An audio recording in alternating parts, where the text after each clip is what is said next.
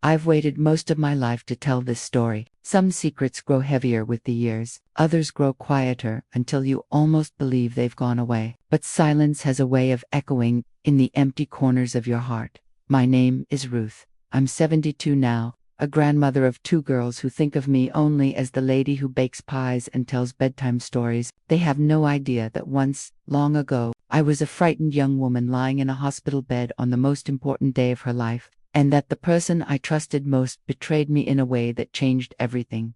I never spoke of it, not to my late husband, not to my son, but the truth doesn't stay buried forever. That's why tonight, as I sit in my quiet living room with the rain at the window, I'm ready to unseal the memory I've carried for half a century. It began on a bright spring morning in 1973. I was 22, in labor with my first child. My mother had passed away the previous winter, and my father insisted on being the one to take me to the hospital. He was a man of authority in our small town, well respected, quick to offer help, and quicker still to expect gratitude for it. Even then, I sensed the car ride was too quiet. There was something in the way he gripped the steering wheel, a tension I couldn't name. At the maternity ward, the nurses greeted us kindly. I remember clutching my overnight bag as the first contractions hit harder than I expected. My father stayed by my side, offering words of reassurance that sounded hollow.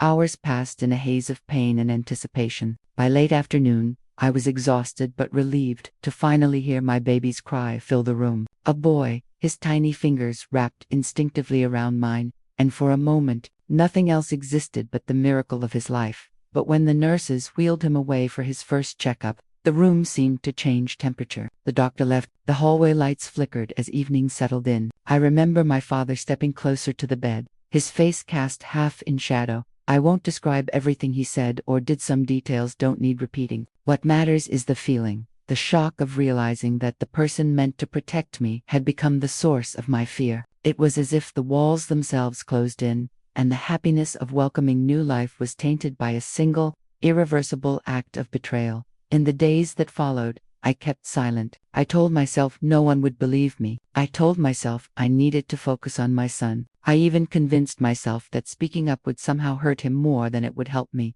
I remember staring at my baby as he slept in the hospital bassinet, promising him he'd never feel the weight of that day. That was the first secret I buried, leaving the hospital. I plastered on a smile for the neighbors who came to see the new baby. I thanked my father for driving us home. I never let on that every word between us now felt like a lie.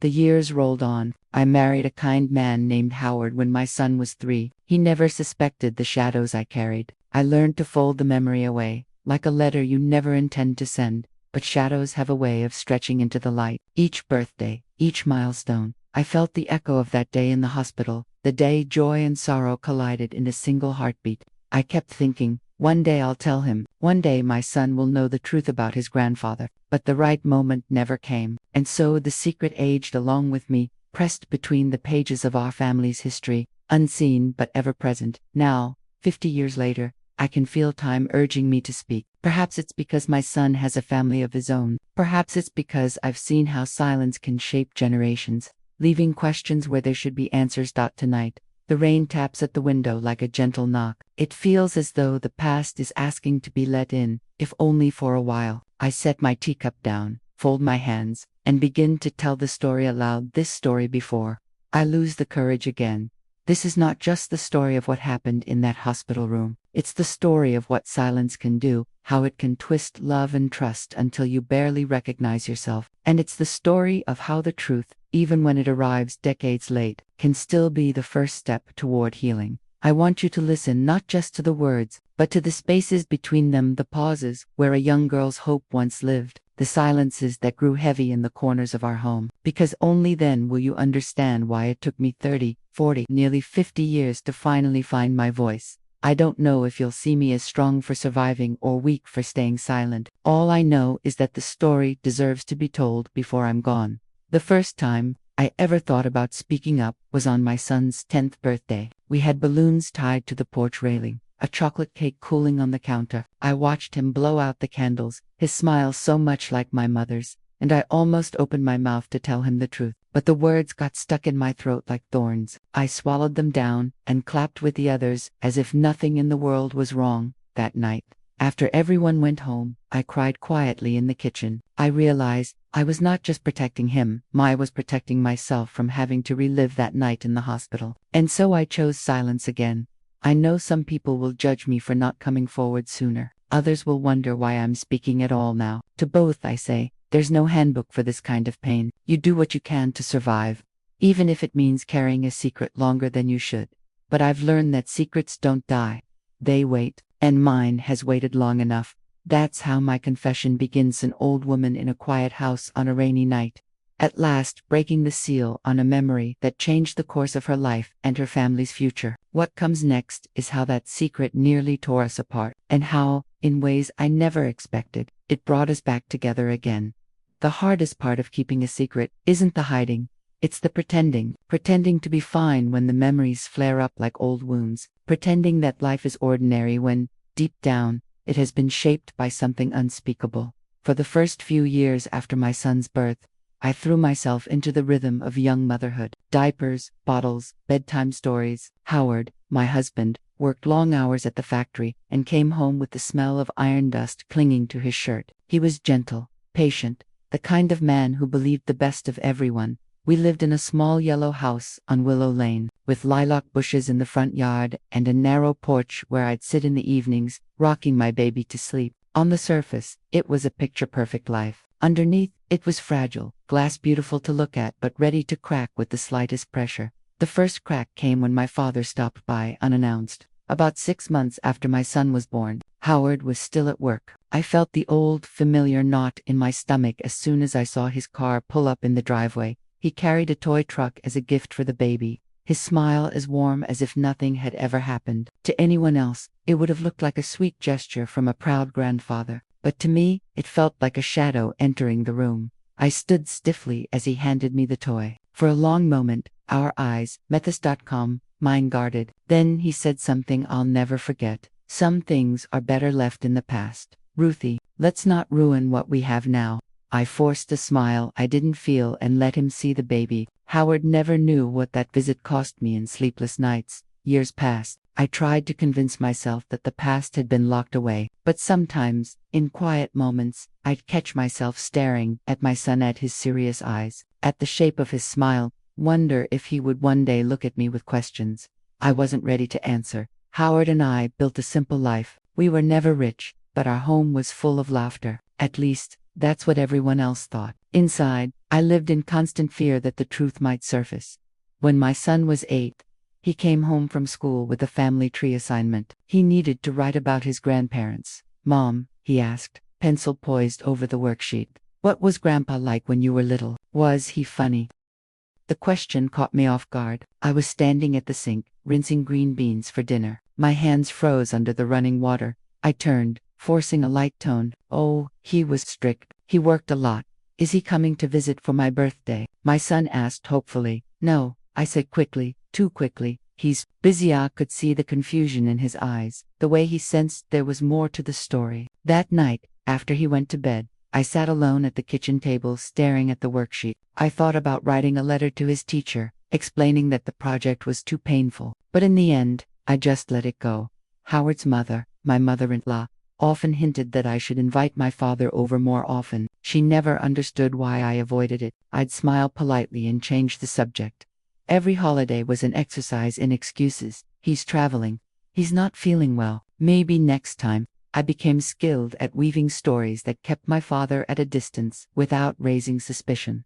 But as my son grew older, the questions grew harder to dodge. On his 12th birthday, he asked, "Why don't you and Grandpa talk anymore? Did you have a fight?" I opened my mouth to answer, but no words came out. Howard stepped in and said gently, "Families are complicated, buddy. Sometimes grown-ups just don't get along." I was grateful, but the look on my son's face, half belief, half doubting, haunted me for weeks. There were nights when I'd lie awake next to Howard, staring at the ceiling, rehearsing how I might finally tell him everything. But each time, fear stopped me. Fear of shattering the image he had of me. Fear of how he might look at our son differently if he knew. Fear of losing the fragile piece we'd built. So I stayed silent. The suspense in my life didn't come from dramatic confrontations. It came from the quiet moments: every knock at the door, every unexpected phone call, every school project that threatened to expose the gaps in our family's history. One summer afternoon, when my son was 14, we were clearing out the attic together. He came across an old photo album. There was a picture of my father holding me as a little girl on my first day of school. "Mom," he said softly, "you look so happy with him here. What happened between you two?" His voice was gentle, but it felt like a blade cutting through the years of silence. I managed a shaky laugh and said, "People change, sweetheart." But that night, after he went to bed, I sat on the edge of my own bed with the photo in my hands. The smiling man in the picture looked nothing like the man I remembered from the hospital. By the time my son turned 16, the distance between us and my father was impossible to ignore. Howard occasionally suggested we try to reconcile. I would nod, pretending to consider it, while my stomach churned at the thought. All the while, the secret remained buried, but it was starting to pulse beneath the surface, like a fault line waiting to shift. I didn't know it then, but the day would come when that fault line would break wide open, and the truth I'd carried for decades would not only come out, but threaten to upend everything we thought we knew about our family. Looking back now, I realized that the years of silence didn't erase the pain. They preserved it. Like a pressed flower locked in a book, the memory stayed intact, waiting for the moment it would be exposed again. And that moment was closer than I could have imagined. It would begin, as so many truths do, with a simple question asked at the wrong time, and it would end with a revelation that none of us were ready for. The moment that set everything in motion came one gray November evening. The wind outside rattled the windows, and the house smelled of rain-soaked leaves. Howard was working late again. I was at the stove, stirring soup, when my son, now 17, walked in holding his phone like it carried something heavy. "Mom," he began, hesitating, "why didn't you ever tell me about Grandpa?" I felt my chest tighten. I turned down the burner, buying a few seconds to compose myself. "Tell you what, exactly?" I asked, keeping my tone light, though I could hear the tremor in my voice. He set the phone on the counter, screen up. On it was a social media post. Someone from our hometown had shared an old newspaper clipping about my father's retirement from the county sheriff's office. The photo showed him standing tall in uniform, smiling. The caption read, "A man who served with honor." My son looked at me with curiosity and something else I couldn't quite name. "Hurt, maybe. You never said he was in law enforcement." Why? For a moment, I couldn't speak. The irony felt cruel. The man who had sworn to protect others had been the one I needed protection from. I managed a small shrug. "It's complicated," I murmured. "We grew apart." "Complicated how?" he pressed. "Did he do something bad?" I met his gaze and forced a thin smile. "Some things are just too hard to explain," I said. But even as I spoke, I knew my answer wouldn't satisfy him. Over the next few weeks, I noticed changes in him. He was quieter, more thoughtful, often staring at that photo, as if trying to piece together a puzzle no one had given him all the pieces for. One Saturday morning, I caught him on the porch scrolling through his phone, looking at colleges. I asked, trying to sound cheerful. He glanced up briefly, then shook his head. "No, I was reading about Grandpa's old cases. He was in the papers a lot." I felt my stomach knot. Every search he made was like a knock on a door I had locked decades ago. That winter, my son asked if he could meet my father, just once, he said. I froze. "I don't think that's a good idea," I told him. "Why not? He's my grandfather. Don't I have a right to know him?" I could see the hurt in his eyes, and it cut me deeply. I wanted to protect him from the truth, yet I could feel the distance between us widening because of my silence. Howard tried to mediate. "Ruth," he said gently, one evening after our son had gone to bed, "maybe it's time to let the past be the past. It's been years. Maybe your father's changed." But he didn't know what I knew. I simply shook my head and whispered, "Some things don't change, Howard. Some things never should be forgiven." Spring arrived early that year, but it didn't bring peace. One afternoon, as I was planting flowers by the porch, I saw a familiar car pulling into the driveway, the same dark green sedan I'd hoped never to see again. It was my father. He stepped out slowly, older now, his hair grayer, his shoulders slightly stooped, but his presence still made the air feel heavy. I wiped my hands on my gardening apron and stood up, heart pounding. "Ruth," he said, his voice calm, almost too calm. "I heard about the boy. I thought maybe it was time we talked." I glanced toward the front window. I knew my son was upstairs studying. I crossed my arms. "There's nothing to talk about," I replied. He sighed. "You can't keep me from him forever. I'm his blood." The words sent a chill down my spine. I wanted to scream, but instead I said, "You lost the right to call yourself family a long time ago. Leave." He stared at me for a long moment, then said quietly, "Secrets have a way of coming out, Ruth. Better it comes from you than from someone else." Then he turned and left. That night, I barely slept. His words echoed in my head. Secrets have a way of coming out. The next morning, I noticed my son acting strange. He avoided eye contact at breakfast, pushing his cereal around in the bowl. When Howard left for work, I asked gently, "What's wrong?" He hesitated, then blurted, "I saw him yesterday. I talked to Grandpa.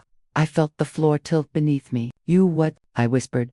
"I was walking home from school," he explained quickly. "He was parked near the park. He said he just wanted to say hello. He seemed nice, Mom.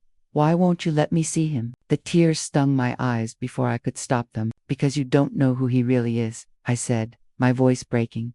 He looked stunned. "Then tell me, please. I'm old enough to hear it." But I couldn't. Not yet. Over the next few days, the tension in the house was unbearable. My son grew distant, frustrated by my refusal to explain. Howard noticed but said nothing, sensing there was more to the story. One rainy evening, I found my son sitting at the kitchen table, flipping through the old photo album again. He looked up at me with a mix of anger and sadness. "Mom," he said softly, "I don't think you trust me, but I'm not a little kid anymore. I deserve to know why you hate him." I sat down across from him, the chair creaking under my weight, and for a moment, I thought I might finally confess everything, but the words lodged in my throat.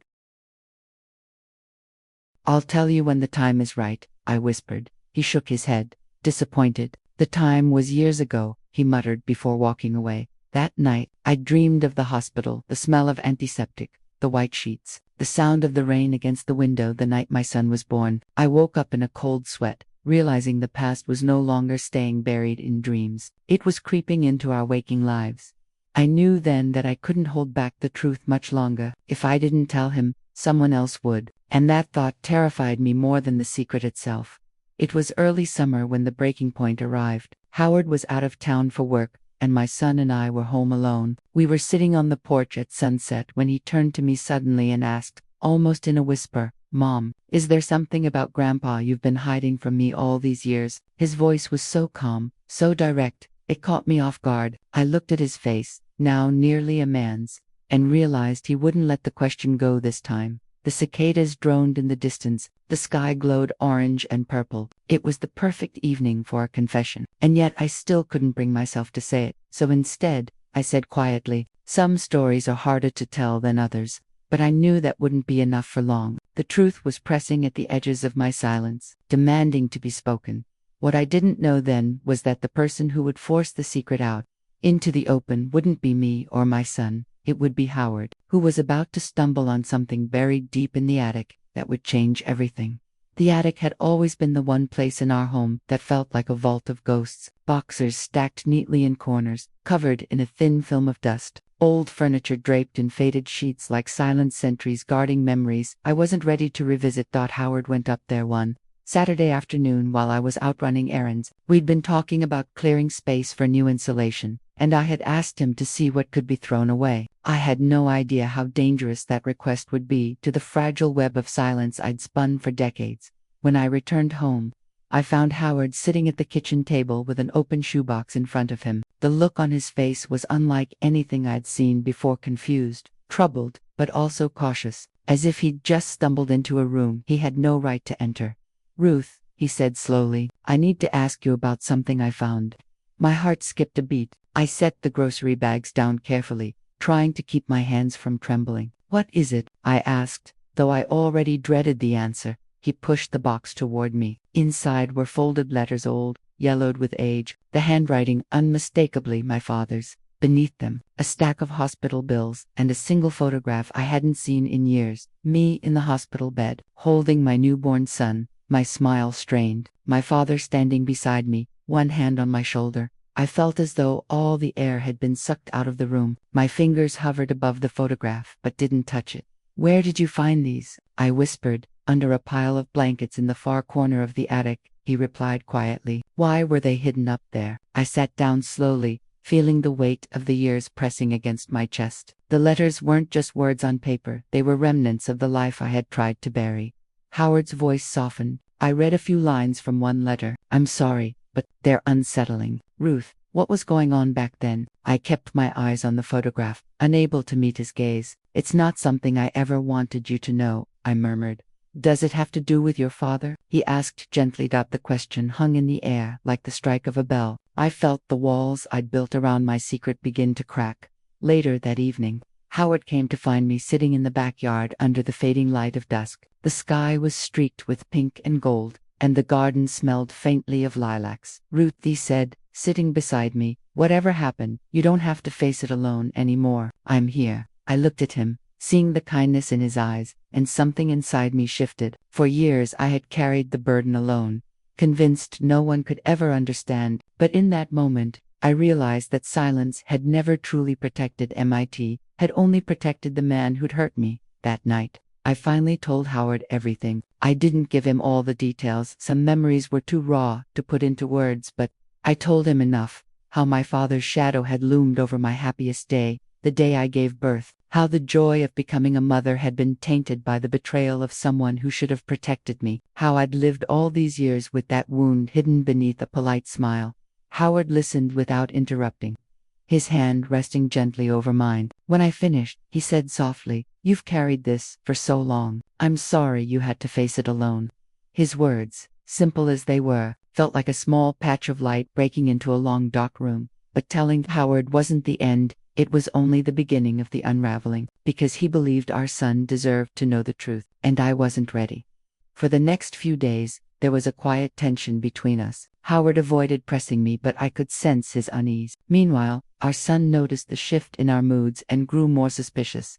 One evening, he caught us sitting silently at the dining table after dinner, our untouched cups of tea growing cold. "Why do you both look like you've just been to a funeral?" he asked, half joking but with a hint of worry. Neither of us answered right away. Howard looked at me, silently urging me to say something, but I shook my head slightly, still unable to break the silence. The next day, Howard made a decision without telling me. He called my father. I found out when I overheard the tail end of their conversation while passing by his study. "I think it's time you did right by her," Howard was saying, his voice calm but firm. "You can't run from this forever." I froze in the hallway, a wave of panic washing over me. Howard was arranging a meeting I never wanted to have. That weekend, my father came to the house. I remember standing by the window watching his car pull into the driveway, the same dark green sedan that had haunted me since that spring afternoon. He got out slowly, as if he had all the time in the world, and walked up the porch steps. When I opened the door, I didn't greet him. We just stood there, facing each other in silence. Years of unspoken words hanging between us. Howard stepped forward and said evenly, "Let's all sit down. It's time to end this." We gathered in the living room, the three of us. The air was thick with tension, the ticking of the old wall clocks sounding louder than ever. My father sat in the armchair, his hands folded in his lap, eyes downcast. "You've stayed quiet for too long," Howard began. "Ruth deserves answers, and so does your grandson." My father lifted his gaze slowly, meeting my eyes for the first time in years. "You think I don't know I've done wrong," he said, his voice low but steady. His words sent a shiver through me. It wasn't an apology. It was an admission, but not the kind that brought peace. That night, long after he left, I sat alone by the fireplace, staring at the embers. Howard came and sat beside me quietly. He didn't deny it. Howard said finally. I nodded, my throat tight. "That's not enough. The truth still has to come out for our son's sake."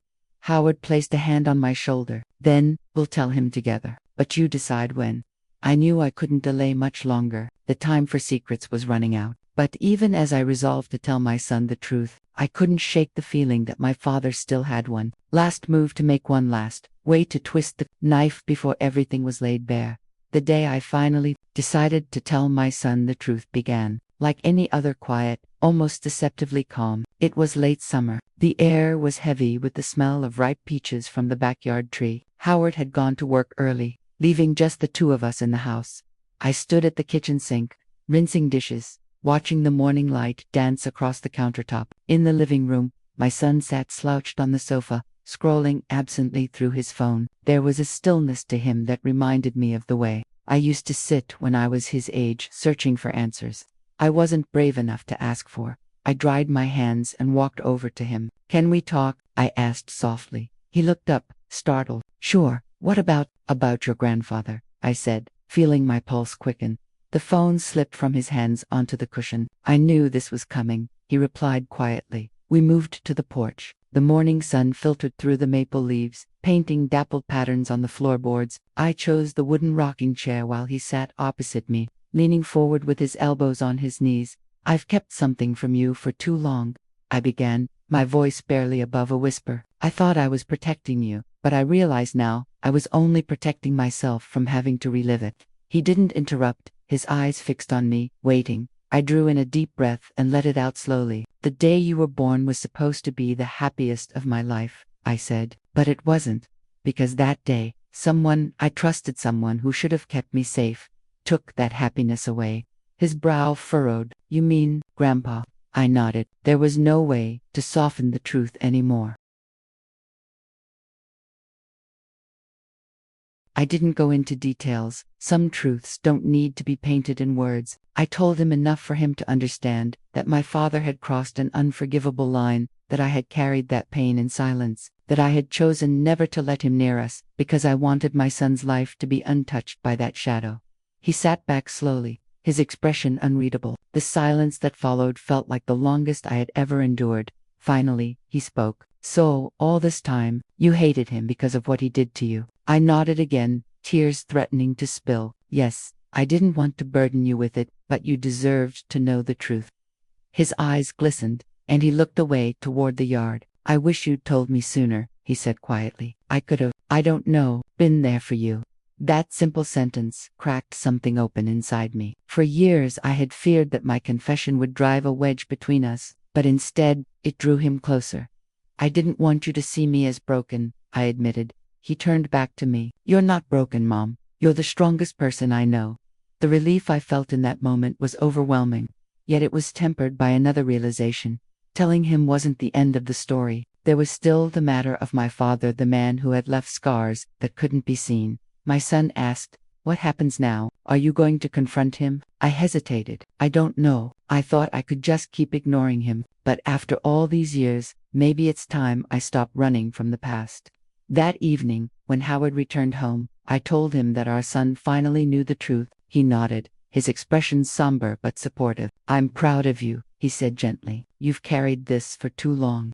But before I could respond, the doorbell rang. We exchanged wary glances. It was nearly 8 p.m. Howard opened the door and there he was again. My father. He stood on the porch light casting deep shadows on his lined face. I heard you told the boy, he said without greeting. I figured you might want to talk to me next. I stepped forward, my voice steady despite the storm in my chest. I don't want to talk, not unless it's an apology.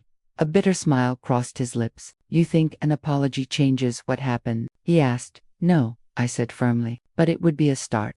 He shook his head, a dry laugh escaping him. 30 years, and you still want me to say sorry? You'll be waiting a long time. The audacity of his words made my hands tremble, but I held my ground. You don't get to come here and pretend you're the victim, I said sharply. Howard stepped between us, his tone controlled but firm. That's enough. If you can't respect her, you need to leave. For a moment I thought my father might push back, but instead, he stepped off the porch. Before he got into his car, he looked back at me and said, You've made an enemy out of your own blood. Don't forget that. Then he drove away, taillights fading into the night. That night, I couldn't sleep. His parting words haunted me. I had spent so long fearing him in silence, but for the first time, I felt a flicker of something else resolve. I turned to Howard in the dark. I'm done letting him hold this over me, I whispered. He squeezed my hand. Then we'll stand up to him together, he replied. The next morning, my son surprised me by coming into the kitchen, holding his old baseball glove. Want to toss the ball in the yard? He asked, a tentative smile on his face. I blinked at him, caught off guard by the sudden gesture. I'd love that, I said. We spent the morning tossing the ball back and forth, not saying much, but the silence between us felt different, lighter, warmer. It was the beginning of something new, a fragile peace after the storm. But deep down, I knew it wasn't over. My father wasn't the kind of man to simply walk away. As the sun dipped below the horizon that evening, I stood at the window watching the shadows lengthen across the lawn. A thought kept circling in my mind. I had faced the past by speaking it aloud. Now I needed to protect my future, my family, from whatever my father might do next. And for the first time in decades, I didn't feel powerless. I felt ready. 2 weeks passed without a word from my father. Every day that passed without his presence felt like a blessing, but a part of me didn't trust the silence. It was the kind of quiet that comes before a storm. I focused on the small victories, cooking meals with my son, laughing with Howard in the evenings, sleeping through the night without jolting awake, but I still caught myself glancing toward the street whenever a car slowed near the house. One Saturday morning, I was making coffee when Howard called me from the porch. "Beth, you'd better see this." My heart skipped as I stepped outside. There, leaning against the porch railing, was a manila envelope with my name written in bold black letters. No stamp, no return address. Howard handed it to me carefully. "It wasn't here last night." The paper felt cold in my hands, damp from the morning dew. I hesitated before opening it, my fingers trembling slightly. Inside were a few old photographs, images I hadn't seen in decades. One showed me as a teenager at my high school graduation, standing stiffly beside my father. Another was of my mother, smiling shyly in the garden. The last one made my breath catch. It was a hospital photo of me holding my newborn son, tears streaming down my face. Tucked behind the photos was a handwritten note. "The past never stays buried. You tell your lies. I'll tell my truth." "Dad," I felt the blood drain from my face. Howard read the note over my shoulder, his jaw tightening. "He's trying to scare you," he said. "That's all this is." But I knew better. My father had always preferred mind games over confrontation. The photos weren't just memories. He was reminding me that he'd been there at the moments I wanted to forget. That night, I locked all the doors and checked the windows twice. Howard tried to reassure me, but sleep didn't come easily. At 2 a.m., I woke to the sound of footsteps outside, soft, deliberate, moving across the porch. I froze, listening. Then came the faint creak of the porch swing, followed by silence. I reached for Howard's arm, whispering, "He's here." Howard got up quietly, peered through the curtain, and grabbed the baseball bat we kept by the door. But by the time he stepped outside, the swing was empty and the yard was still. The next morning, we found a fresh cigarette butt in the flower bed beneath the porch window. I didn't smoke. Neither did Howard. "He's watching us," I said flatly. Howard put his arm around me. "Then we call the police. Enough is enough." We filed a report, explaining the history and the threat implied by the note. The officer was sympathetic but honest. "Without a direct threat or trespassing charge, there's not much we can do yet. Keep your doors locked and call us if you see him again." The following evening, my son came home early from work. He noticed the tension between us and asked, "Is Grandpa back?" I hesitated, but I couldn't lie. "Yes," I said softly. "He's been around, but we're handling it." He looked at me with a seriousness that made him seem older than his years. "Then I'm staying home tonight. You shouldn't have to face him alone." His words warmed my heart, even as they deepened my worry. He was still too young to be drawn into this war. 3 nights later, it happened. At around midnight, a loud thud echoed from the backyard. I sat upright in bed, heart pounding, and reached for Howard.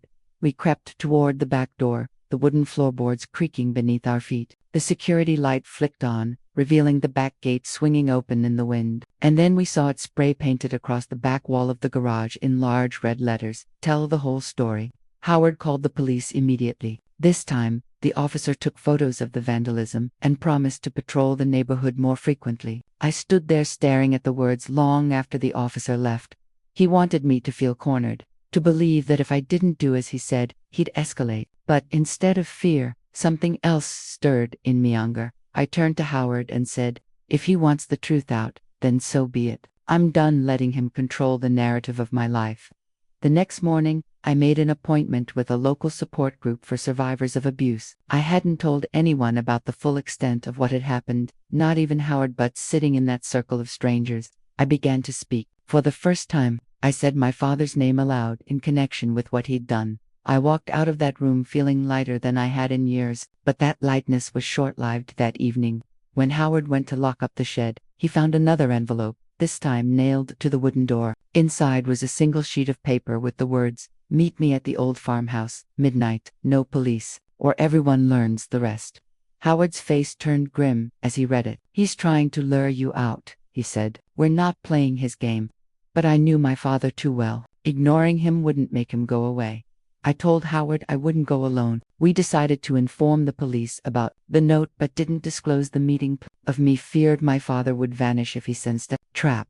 I could feel the tension growing in the house as the clock ticked toward midnight. Every minute felt like a countdown to something inevitable. At 11:45 p.m., Howard and I drove toward the farmhouse on the outskirts of town. The place had been abandoned for years, its windows boarded up, the roof sagging with rot. We parked the car a few yards away, keeping the headlights off. The moonlight illuminated the peeling paint and the wild grass swaying in the night breeze. Howard turned to me. "Are you ready for this?" he asked quietly. I nodded, though my heart was pounding so hard I could barely hear his voice. "Whatever happens tonight," I said, "it ends here." We stepped out of the car and made our way toward the dark silhouette of the farmhouse, the night swallowing our footsteps. The wooden steps of the old farmhouse creaked beneath our feet as we climbed the porch. The front door hung crookedly on one hinge, as if it had been forced open too many times before. I could smell damp wood and dust even before we stepped inside. Howard held the flashlight steady, its narrow beam cutting through the darkness. Cobwebs swayed in the draft as we moved down the narrow hallway, the floorboards groaning under our weight. "Stay close to me," he whispered. Halfway to the living room, I heard its soft breathing, slow and deliberate. We froze. Then, a voice came from the shadows. "You came," my father said, his tone almost amused. He stepped out of the darkness, older and thinner than I remembered, his face hollowed by time and bitterness, but his eyes, those cold, calculating eyes, hadn't changed a bit. "Why are we here?" I asked, my voice steady despite the tremor in my hands. He tilted his head, as if mocking my composure. "You tell your story to everyone, paint yourself as the victim, but you never told him." He pointed at Howard, "the part that matters most." Howard shifted beside me, gripping the bat he'd brought for protection. "Whatever you're holding over her, it ends tonight," he said firmly. My father chuckled, a dry, humorless sound. "Ends? No, tonight it begins. She's hidden it for decades, even from her own son." I felt the blood rush to my face. "What are you talking about?" Howard asked, my father's eyes locked on mine. "Tell him who really came to see you the night you gave birth. Tell him what I walked in on." A memory I'd buried deep clawed its way back to the surface. I shook my head, trying to hold the words in, but the silence was worse. Howard turned to me, confused. "Beth, what is he saying?" I swallowed hard, my voice breaking as I spoke. "That night, I was alone in the hospital. My father showed up late. I thought he came to support me, but when the nurse left the room, my voice faltered. Howard reached for my hand, his eyes wide with realization. "No," he whispered. I nodded, tears blurring my vision. "He hurt me, even then, and when I screamed for help, he told me no one would believe me. I've carried that shame for years, thinking if I kept it buried, my son could grow up untainted by his grandfather's sins." The silence in the farmhouse was suffocating. My father smirked as if he'd won some twisted game. "See, she kept the truth from you, from everyone. I wanted the world to know what she really is." Howard stepped forward, rage flashing in his eyes. "She's not the one who should be ashamed. You're the monster here." My father's expression hardened, the smirk fading. "I'm still your blood," he said, "and no one will believe her without proof." I took a step closer, standing between Howard and my father. "You're wrong," I said quietly but firmly. "I may have been silent for 30 years, but silence doesn't mean guilt. It means survival, and I'm done surviving in the shadows." For the first time, I saw something flicker in his eye-sphere. It lasted only a second before his usual coldness returned. Howard raised his phone. "Everything you just said is recorded," he told my father. "We'll let the police hear it. This ends tonight." My father's jaw clenched as he realized his words had betrayed him. His hands curled into fists, but he didn't move. "You think this will fix what's broken?" he growled. "No," I replied, "but it will finally set me free." We backed away slowly, not taking our eyes off him until we were out of the farmhouse and back in the car. Howard called the police right there on the road, explaining what had happened and where they could find him. For the first time in decades, I felt the weight of that night in the hospital lifting off my chest. It wasn't gone yet, but it was lighter. The next few days were a blur of statements, paperwork, and interviews with detectives. The police arrested my father for the vandalism and trespassing immediately, and while the other charges would take time, there was finally a case to be made. My son stayed by my side through it all, holding my hand in the courtroom weeks later as I faced my father again, this time not as a frightened young girl, but as a woman who refused to be silenced any longer. When the verdict came, guilty on all counts, I could prove I didn't cheer or cry. I just exhaled, as if I'd been holding my breath for 30 years. Outside the courthouse, reporters asked me if I had any words to share. I looked straight into the camera and said, "To anyone who's carrying a secret because you're scared no one will believe you, it's not your shame to bear. Speak up. You deserve to be free." That night, back home, I stood on the porch as the sun set, the sky awash in pink and gold. Howard wrapped his arms around me from behind. "You did it," he said softly. "I didn't do it alone," I replied, leaning into him. "I had you, I had our son, and I finally had the courage to tell the truth." For the first time in years, I felt safe in my own skin. As the stars appeared one by one, I thought about the girl I had been, the one who had given birth under a cloud of pain and silence. I wished I could reach back in time, hold her hand, and tell her she would survive. But in a way, I already had. Every step I took toward justice was a step she had been waiting for all along. The story ended not with revenge, but with freedom, proof that even decades-old wounds can heal when you finally stop hiding them.